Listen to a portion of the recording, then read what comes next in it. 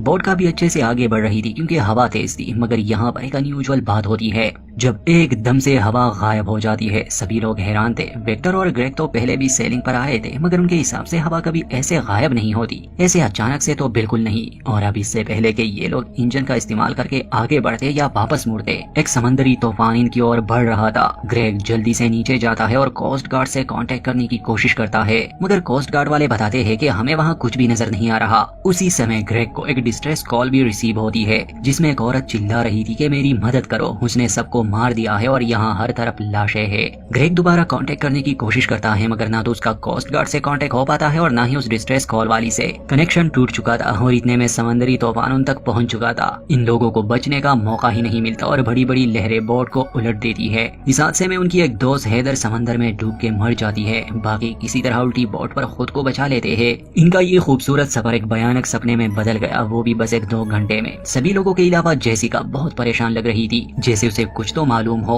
इतने में वहाँ पर एक समंदरी जहाज आ जाता है जिसका नाम एओलस था। इसे देखकर ये लोग खुश थे कि चलो हमें बचा लिया गया। ठीक उसी समय उन्हें शिप पर ज्यादा लोग नहीं, बस एक इंसान की झलक नजर आती है। वो लोग अपनी बोट छोड़कर शिप पर चढ़ जाते हैं, मगर अजीब बात ये थी कि उन्हें वहाँ और लोग नहीं मिलते। खैर वो एक्सप्लोर करते हैं। ये जहाज बहुत बड़ा था और ऐसा तो हो नहीं सकता कि ये बिल्कुल खाली हो। वो लोग शिप को एक्सप्लोर करने लगे, मगर जेसिका को हर चीज जानी पहचानी लग रही थी, जैसे वो यहाँ पहले भी आ चुकी हो। बस वो अपने दोस्तों को ये सब समझा नहीं पा रही थी। इससे पहले सेली और डॉनी बहुत परेशान थे कि उन्होंने हैदर को खो दिया, मगर अब चूंकि इन्हें रेस्क्यू कर लिया गया तो इन्हें ये भी लगता है कि शायद उसे भी बचा लिया होगा। काफी टाइम से ये लोग इस जहाज में घूम रहे थे, मगर इन्हें अपने अलावा कोई नजर नहीं आता। बल्कि एक शॉकिंग खबर मिलती है कि असल में ये जहाज तो बहुत पुराना है। ये साल 1932 का जहाज है। साथ ही इसके नाम और उस मिथोलॉजी के बारे में थोड़ी जानकारी थी, जिसे हमने शुरू में आपको बताया था, क्योंकि इस जहाज का नाम भी एक यूनानी देवता के नाम पर रखा गया था और उसी देवता ने श्राप दिया था राजा सिसिपस को। अब आहिस्ता आहिस्ता चीजें अजीब होने लगी थी। इतने बड़े जहाज का खाली होना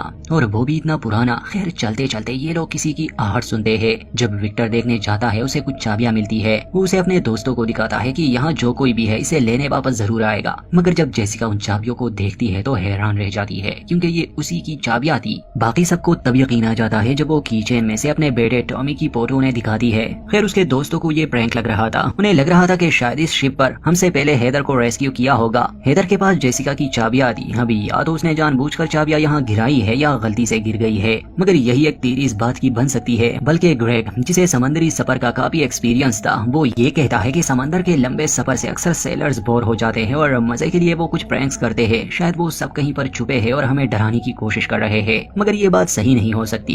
ये कोई छोटा मोटा जहाज तो है नहीं। यहाँ अलग अलग रैंक्स के अफसर होंगे और हर तरह का स्टाफ। खैर रियल वर्ल्ड में तो ये सब मुमकिन है, मगर ऐसा कुछ भी नहीं था। इस कहानी का एक डार्क साइड है जो थोड़ी देर में हमारे सामने होगा। ये सभी दोस्त जब चलते चलते जहाज के रेस्टोरेंट में पहुंच जाते हैं तो देखते हैं वहाँ खाना रेडी है, मगर कोई है नहीं। ये बातें ही कर रहे थे कि तभी जेसिका को किसी की परछाई नजर आती है। वो अपने दोस्तों को कहती है कि मैंने किसी को देखा, तो विक्टर उसके पीछे चला जाता है। कुछ देर बाद बाकी सबको उसकी फिक्र होने लगती है। सेली और डाउनी रेस्टोरेंट में ही रुक जाते हैं। ग्रेग और जेसिका विक्टर के पीछे जाते हैं। खैर जेसिका बार बार कह रही थी कि मुझे ये कॉरिडोर जाना पहचाना लग रहा है, मगर ग्रेग उस पर यकीन नहीं करने वाला था। वो कहता है कि सब बस तुम्हारे माइंड में है, ऐसा कुछ नहीं है और तुम शॉक में हो। इतने में उन्हें एक रूम से पानी की आवाज आती है। जब वो दोनों वहाँ जाते हैं, मिरर पर खून से लिखा था कि जहाज के थिएटर में जाओ। खैर यहाँ ग्रेग और जेसिका की थोड़ी बहस भी हो जाती है, इसलिए दोनों अलग हो जाते हैं। दूसरी तरफ हम सेली और डाउनी को देखते हैं जो थिएटर की तरफ जा रहे थे। रास्ते में सेली देखती है कि प्लॉट पर खून भी है, मगर इस बात को ज्यादा सीरियस ना लेते हुए वो थिएटर में पहुंच जाते हैं। उन्हें वहाँ भी कोई नहीं मिलता। वहाँ पर जेसिका ग्रेग से नाराज होकर वापस से रेस्टोरेंट में आ जाती है, मगर अब वहाँ न तो सेली थी और न ही डाउनी, क्योंकि वो दोनों तो पहले ही थिएटर में जा चुके थे। अब वो क्यों गए, उन्हें वहाँ जाने के लिए किसने कहा, ये बात भी सामने आएगी। खैर उस समय जेसिका किसी की आहट सुनती है तो वो चुप जाती है, मगर जब वो देखती है कि ये तो विक्टर है जिसका सर जख्मी हो चुका है, वो उसकी मदद करने आगे बढ़ती है, मगर विक्टर जेसिका का ही गला दबाने लगा। इससे पहले कि वो जेसिका को कत्ल करता, जेसिका उसके जख्म पर जोर देती है। असल में विक्टर के सर में पीछे की तरफ एक छेद हो चुका था। अब ऑलरेडी उसका काफी ब्लड लॉस हो चुका था, इसलिए वो वहीं पर मर जाता है। मगर अब जेसिका इतनी घबरा जाती है कि वो कुछ समझ ही नहीं पाती। वो थिएटर की तरफ भागती है ताकि ग्रेग को इस बारे में बता सके, मगर जैसे ही वो वहाँ पहुँचती है, वहाँ के हालात देखकर उसके पैरों तले जमीन खिसक जाती है, क्योंकि वो देखती है कि ग्रेग को शूट किया गया है। सेली और डाउनी उसके पास बैठे रो रहे हैं। जेसिका के आते ही दोनों उस पर गुस्सा करते हैं। सेली उसके ऊपर भड़क जाती है कि तुम पागल कमीनी, तुमने इसे मार दिया, आखिर क्यों? जेसिका कसम खाती है कि मैंने ग्रेग को नहीं मारा, आखिर तुम लोगों को ऐसा क्यों लगता है? तो वो बताती है कि मरने से पहले उसने हमसे ये बात कही थी कि जेसिका ने मुझे शूट किया, हाँ इससे पहले कि ये लोग कुछ समझ पाते। ऊपर से एक निकाबपोश आदमी शूट करने लगता है। वो सेली और डॉनी को मार देता है। जेसिका किसी तरह उससे अपनी जान बचाकर भागने लगी, मगर एक पॉइंट पर वो निकाबपोश उसे पकड़ लेता है। जेसिका रोते हुए बार बार कह रही थी कि प्लीज मुझे मत मारो, मेरा एक छोटा बेटा है। एक लम्हे के लिए वो मास्क मैन रुक जाता है। जेसिका को भागने का मौका मिलता है, मगर डेक पर आते ही वो मास्क मैन जेसिका को मारने की कोशिश करता है। जेसिका एक एक्स की मदद से उसे हरा देती है और उसे समंदर में फेंकने से पहले हम जान पाते हैं कि इस निकाब के पीछे असल में एक औरत है।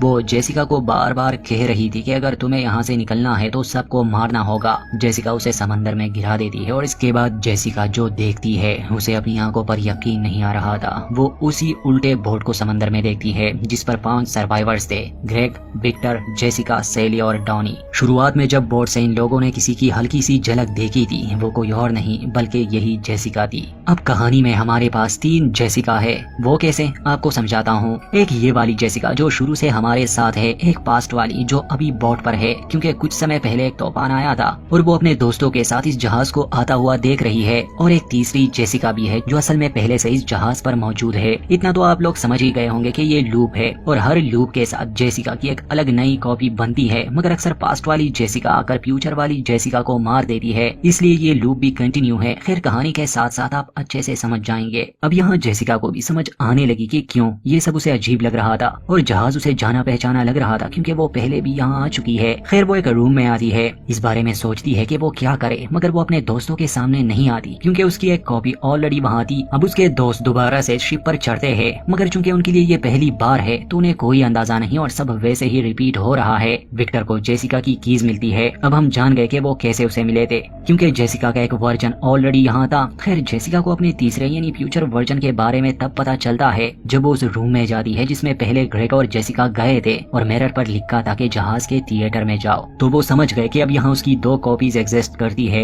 एक जो अभी अभी डूबते बोट से इस जहाज पर चढ़ी है और उसे कुछ भी नहीं मालूम, और दूसरी फ्यूचर वाली जो इस लूप में पहले से है। फिर वो सोच समझकर फैसला लेती है क्योंकि ये सब पहले हो चुका था, तो अगर वो कोई गलत कदम लेगी शायद हालात और खराब हो जाए। मगर जब से जेसिका इस जहाज पर आई थी वो बार बार कह रही थी कि मुझे डेजावू महसूस हो रहा है। वो अपने दोस्तों का पीछा करते हुए रेस्टोरेंट में जाती है और अब चूंकि हम प्रीवियस कहानी जानते हैं तो ये वो समय है जहाँ दूसरी जेसिका को किसी की परछाई नजर आती है। वो अपने दोस्तों को कहती है कि मैंने किसी को देखा। फिर विक्टर उसके पीछे जाता है। जो हमारी मैन जेसिका है जो हमारे साथ शुरू से है उसे हम जेसिका 1 कहेंगे। अब जेसिका 1 विक्टर से छुपने के लिए वहाँ से निकल जाती है क्योंकि वो उनके सामने नहीं आ सकती थी। वो डेक पर आती है और समंदर में डाउनी की लाश देखती है जिसे बर्ड्स खा रहे थे, और इतने में वहाँ विक्टर भी पहुँच जाता है। अब विक्टर को कोई अंदाजा नहीं था कि असल में ये जेसिका कौन है और इसने क्या क्या देखा, बल्कि वो हैरान इस बात पर हो जाता है कि आखिर तुम यहाँ इतनी जल्दी कैसे पहुँच गई। जेसिका उसे समझाने की कोशिश करती है कि देखो यहाँ कुछ अजीब हो रहा है, वहाँ नीचे अभी मेरी एक कॉपी है जो ग्रेग के साथ तुम्हें ढूंढ रही है। ये सब पहले हो चुका है, मैंने तुम्हें मरते देखा है, मैंने सबको मरते देखा है। वो उसे डाउनी की लाश भी दिखाने की कोशिश करती है मगर वो लाश वहाँ नहीं थी। विक्टर कुछ समझ नहीं पा रहा था क्योंकि इस टाइम ट्रेवल और अजीब सी ख्याली बातों पर कौन यकीन करेगा। समझाते समझाते जेसिका एक्सीडेंटली विक्टर को धक्का देती है और दीवार में लगा एक लोहे का रॉड विक्टर के सर में चला जाता है। और यहाँ हम जान पाते हैं कि क्यों विक्टर जख्मी हुआ था और बाद में मर गया। विक्टर को इस हालत में देखकर जेसिका इतनी घबरा गई कि वो वहाँ से भाग जाती है और कॉरिडोर में वो ग्रेग और अपनी कॉपी को देखती है, मतलब कि जेसिका 1 को जो अभी अभी डूबते बोट से यहाँ आई है। वो लोग जेसिका को ना देखे इसलिए वो एक रूम में छुप जाती है। वो बहुत सोचती है और वहाँ जमीन पर पड़े कुछ पेपर्स उसे नजर आते हैं जिस पर लिखा था कि खेल दे मॉल। जेसिका को कुछ तो लग रहा था कि उसे क्या करना है। वो अपने हैंडराइटिंग चेक करती है और समझ जाती है कि असल में वो पहले भी यहाँ कई बार आ चुकी है और अपनी हैंडराइटिंग को चेक करने के लिए उसने ये सारे नोट्स लिखे हैं। और बार बार जेसिका को ये इशारा क्यों मिल रहा है कि सबको मार दो, ये थोड़ी ही देर में आप जान जाएंगे। खैर जेसिका वहाँ बैठ जाती है, बहुत सोचती है। वो अब सिचुएशन को समझ गई थी कि ये सब पहले हो चुका है, ये रिपीट हो रहा है। तो अगर जेसिका लूप को ही तोड़ दे और अपने दोस्तों को मारने के बजाय अपने तीसरे वर्जन को ही मार दे जो ऑलरेडी जहाज पर है, तो शायद ये लूप टूट जाए और वो सब यहाँ से निकल जाए। वो गन और बुलेट्स लेके उस तीसरी सेली जेसिका को ढूंढने निकल जाती है। रास्ते में उसे जख्मी विक्टर नजर आता है जो रेस्टोरेंट की तरफ जा रहा था और वहाँ पर जेसिका 2 मौजूद थी जो अपने दोस्तों सेली और डाउनी को ढूंढ रही थी क्योंकि वो दोनों वहाँ नहीं थे, वो थिएटर में गए थे।